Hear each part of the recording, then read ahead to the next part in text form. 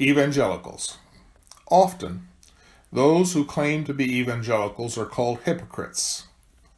The taunt comes as they are perceived to say one thing and yet practice another.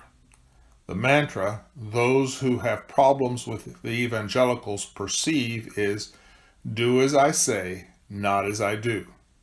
Of course, no one respects someone who seems to be two-faced, whose life does not live what they preach. This never has seemed truer than now as they coalesce around the president. Here's a person who is a self-proclaimed womanizer. Remember the interview with Billy Bush? And voyeur. Remember him bragging about seeing women backstage half-dressed at the Miss Universe pageant? And yet evangelicals still support him.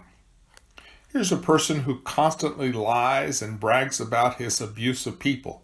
You're fired.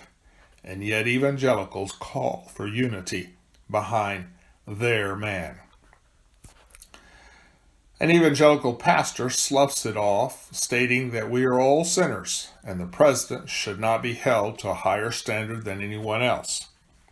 This may be true, but should we go to the lowest, basest standard?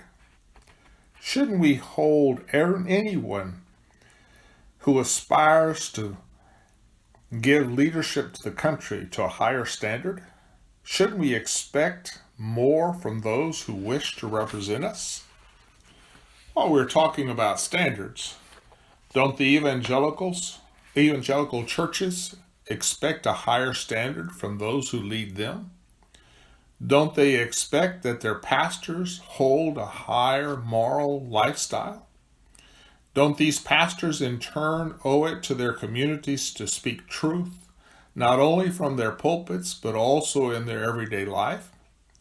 Shouldn't these church leaders be the first to call a sin instead of just pushing it under the rug, claiming that that is the fallen world in which we live?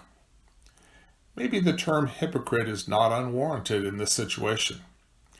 Maybe these leaders are speaking out of both sides of their mouths. If so, is it any wonder that the youth of America is calling into question whether they can believe anything these leaders say?